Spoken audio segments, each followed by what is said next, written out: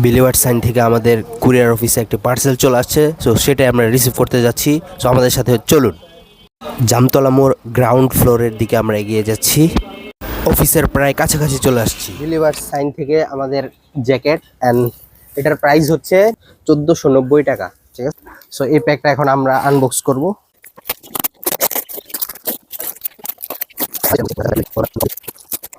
Box থেকে জ্যাকেটটা বের করার পর এমন মাস্টার্ড কালারের সুন্দর একটা জ্যাকেট বেরিয়ে আসবে।